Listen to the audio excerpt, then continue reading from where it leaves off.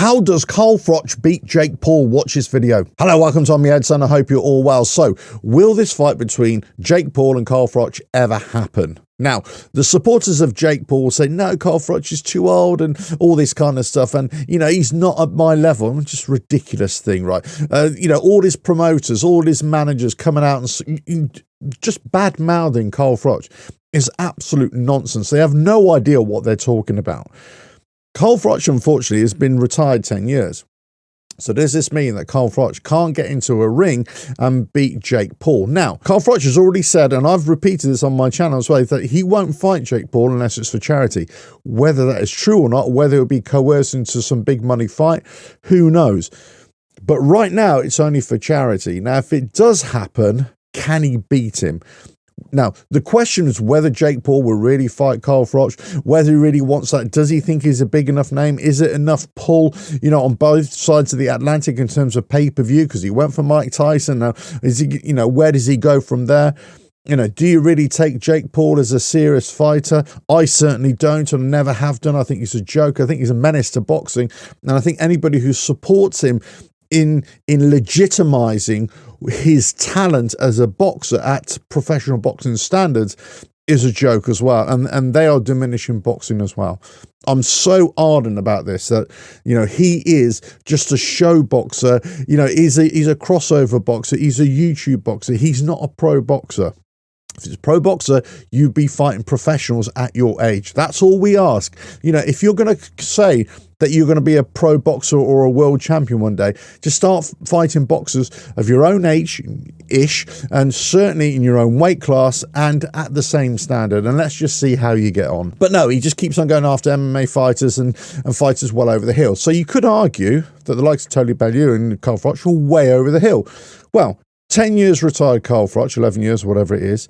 And there's all these people and commentators and talk sport radio presenters and Gareth A. Davis and everything calling him, you know, the ultimate troll. He isn't the ultimate troll. I think anybody who even dares to not go with the narrative, not go along with what everybody is saying and just voices their own opinion is some kind of troll. They're not a troll. They're just giving you their opinion and they just disagree with what you're saying. And if everybody's saying, just like Gareth A. Davis and all Nikita and all these other people, so Jake Paul is fantastic for boxing, or Mike Tyson was definitely going to beat, you know, Jake Paul. You know, it's all nonsense. That's all rubbish. And the likes of myself and the likes of Carl Froch and many others out there who are saying, no, this is absolute nonsense.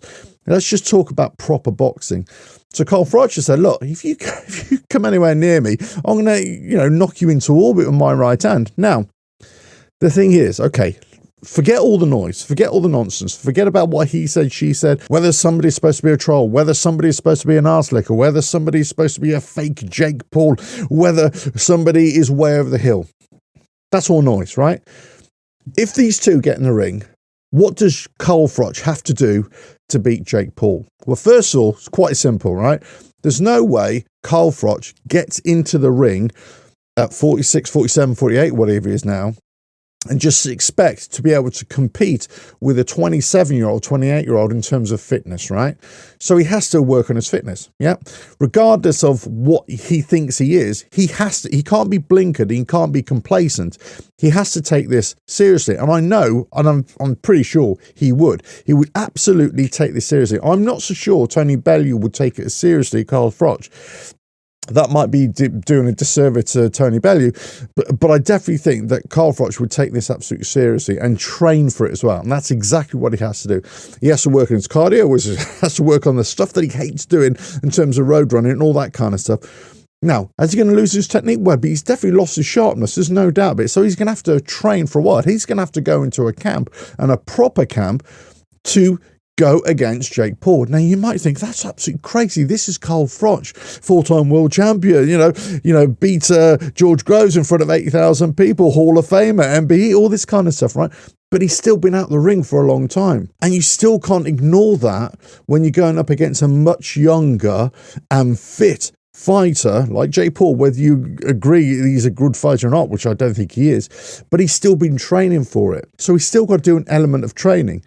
Once he's done that training and once he's taken it seriously and once he's not complacent, then there's no contest. There is no contest, because I absolutely buy into the fact that Carl Froch, especially if the weights are somewhere similar, because if Jake Paul is 220 and Carl Froch is at 175, let's say, I'm not sure what his walking around weight is or whatever his fight weight would be now, probably 175, 180, let's just say. That's too much of a difference, even at the class level and even at the age level. That's just too much difference. But if they can bring it down, and then Jake Paul comes back down to 200, something like that, even if it's a little bit heavier, there's no contest here. There's absolutely no contest. In fact, even if it was as it is, 175, 180 against 220, I'd still have Carl Froch easily every day of the week, in a month on Sundays, and with a cherry on top. Absolutely no question about it whatsoever. And he would get him out there within a couple of rounds, I reckon. Absolutely no problem. But he'd have to train for it. And this is the thing here. We need somebody now who's going to get into the ring with Jake Paul and absolutely annihilate him and teach him an absolute lesson. And this is what we need, because unfortunately, I'm going to make another video about this. Unfortunately, there's so much nonsense being made and written and said about the validity of what Jake Paul is doing. It is really starting to gripe a lot of people in the boxing world, and also just people who are just big fans like myself, just big fans of traditional boxing, or I'm a purist boxer, right? And this is what really, really annoys me. And we need somebody to get in the ring and just absolutely annihilate him. And I still don't agree Carl Froch, as 10 years, 11 years retired, should be getting into the ring with anybody, let alone with Jake Paul. I still believe that Jake Paul should be fighting a 27, 28-year-old cruiserweight, whatever it is. That's who he should be fighting with. Okay, if you're going to say something, I've already said in a previous video, I reckon you should be getting into in the ring with Vidal Riley. But let's just say that's out of the question, right? I'll tell you what, somebody who's just lost a world title. Okay, let's just say this. Put him in with Chris Billam-Smith. Let's just see what happens there. Let's just see how good you really are then. If you think you're all that, put him in with Chris Billam-Smith. Let's just see. Yeah, that would be a lesson he'll never wake up from. And I tell you what, if he gets in the ring with Carl Froch just needs 1 round, maybe 2 rounds, and that's it. Game over. Let us know your thoughts in the comments below. But they've got to put a stop to this. For me, they've got to put an absolute stop to this Jake Paul nonsense. Somebody needs to starch him out once and for all, and that's it. Be done with it. Let us know your thoughts in the comments below. If you like what I do here, just keep on watching the videos, and I'll catch you again. Bye now.